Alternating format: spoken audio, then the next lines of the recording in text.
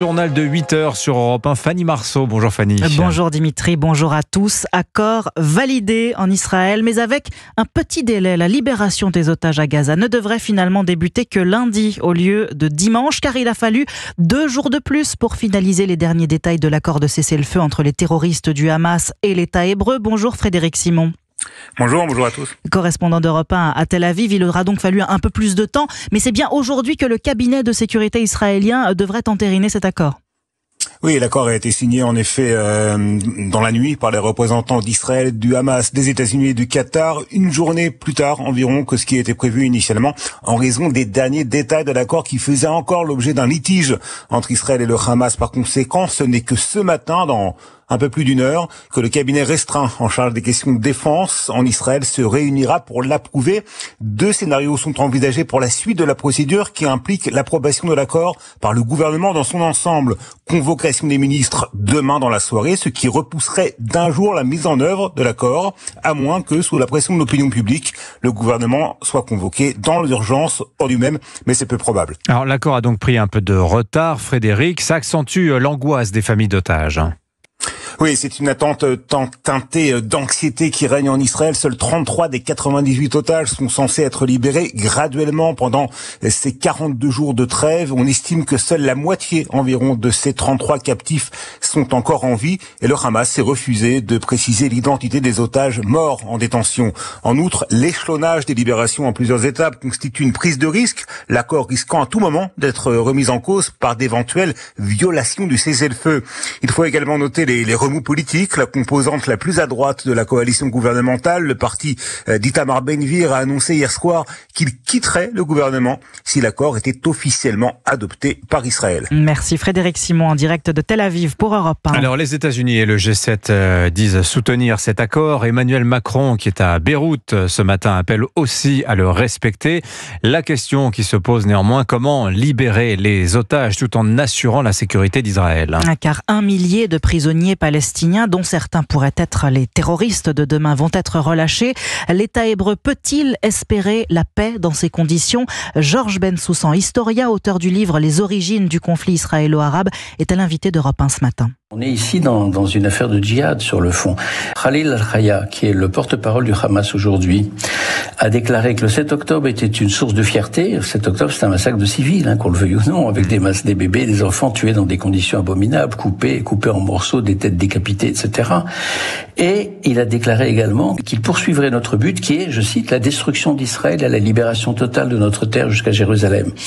Alors évidemment, la nature du Hamas, on n'avait pas besoin des déclarations de ce monsieur pour le savoir. Il suffit de lire la charte. La charte est un document de nature génocidaire qui n'envisage pas 2 États, qui n'envisage pas de compromis, qui envisage la destruction pure et simple de l'État d'Israël. Georges Bensoussan, invité d'Europe 1 matin, interview complète à retrouver sur europe1.fr. Alors après 450 jours de captivité, la libération des otages va être une opération délicate. Oui, mission que l'armée israélienne prépare avec minutie pour accueillir les 33 premiers otages. Elle a mis en place le dispositif Les Ailes de la Liberté, Caroline Baudry. L'armée israélienne promet que les détails des ailes de la liberté seront dévoilés dans les jours à venir. Le protocole a déjà été mis en place lors du retour des otages en novembre 2023. Centre déployé tout près du point de passage de Kerem Shalom et arrivée des proches en hélicoptère.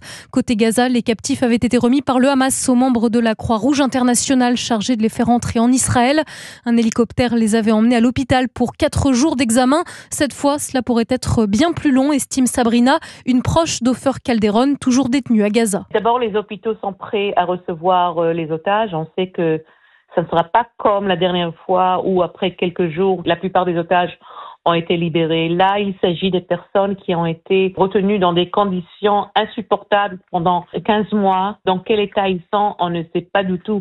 On sait qu'à Gaza, il n'y a pas de quoi manger. Sans parler de leur état psychologique, les Israéliens déjà libérés ont de lourdes séquelles après une captivité faite pour briser les otages. Caroline Baudry. Et vous écoutez Europe 1 matin, il est 8h05. Va-t-on réformer la réforme des retraites ? Première réunion des partenaires sociaux en conclave à 11h. C'est la principale concession du Premier ministre aux socialistes pour éviter la censure. Ce matin, il s'agit de fixer le cadre et la méthode des négociations. Arthur Delaborde, pour François Bayrou, ce conclave sur les retraites, c'est surtout une stratégie pour gagner du temps. Se donner de l'air politiquement en évitant la censure pendant quelques mois et peut-être enfin faire adopter un budget, c'est ce que recherche François Bayrou avec son conclave qui ressemble plus à un artifice de communication qu'à un outil vraiment conçu pour avancer sur le dossier des retraites. Ces négociations express doivent permettre de trouver un terrain d'entente en seulement 3 mois pour maintenir l'équilibre financier du système. Question explosive sur laquelle les partenaires sociaux tournent en rond depuis plusieurs années. Si Emmanuel Macron a accepté une discussion sur l'âge de départ à 64 ans, c'est parce qu'il est convaincu qu'il n'y aura jamais d'accord entre les syndicats et le patronat, résume un pilier du camp présidentiel.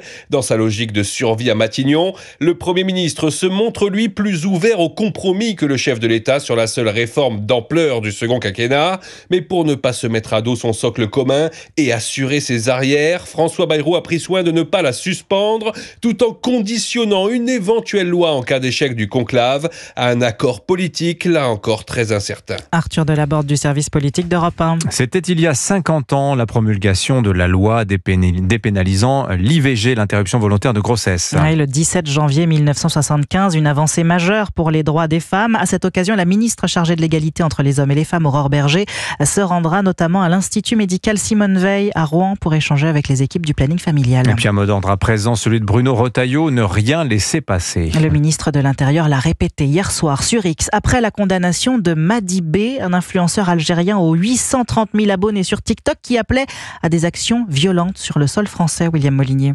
Madi Barré a été interpellé lundi à son domicile de Bondy en Seine-Saint-Denis. Les policiers ont pris des précautions et demandé l'assistance de la BRI, l'unité d'élite de la préfecture de police, car les propos de cet Algérien de 29 ans sur les réseaux sociaux sont particulièrement violents. Dans sa vidéo diffusée auprès de ses 832 000 abonnés, il dit vouloir déposer une bombe à la défense, attraper des gens et les égorger. Selon les informations d'Europe 1, il a nié avoir eu de tels projets. Il aurait fait référence, selon lui, à un attentat commis le 11 avril 2007 au palais gouvernemental d'Alger.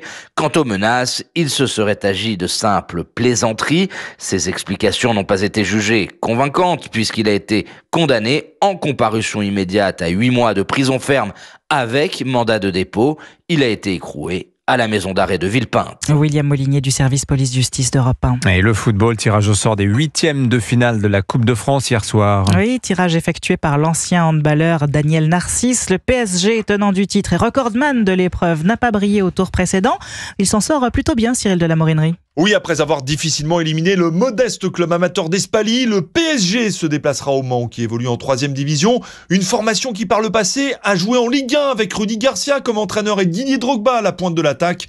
Le président du club du Mans, Thierry Gomez, joint par Europe 1, se réjouit d'accueillir l'ogre parisien dans son stade. C'est forcément le tirage que tout le monde souhaite à ce niveau-là. Paris Saint-Germain, on les a déjà joués en Coupe de la Ligue il y a quelques années. Ils étaient venus nous battre, donc on a une revanche à prendre. Donc on va se préparer. Mais surtout, l'un des petits poussés, Bourgoin-Jallieu, tombeur de l'Olympique Lyonnais, à la surprise générale, va de nouveau affronter un club de Ligue 1.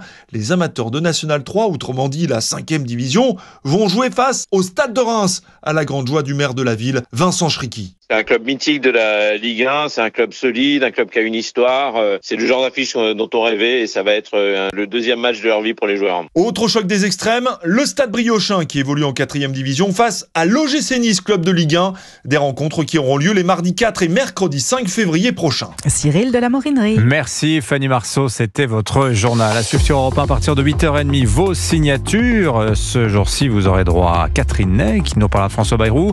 Eugénie Bastier nous parlera de Geoffroy de la Gannerie. C'est une des figures de la gauche radicale qui, dans son dernier livre, nous explique qu'il faut d'urgence abolir la notion de crime. Rien que ça. Rendez-vous donc à partir de 8h30. Dans un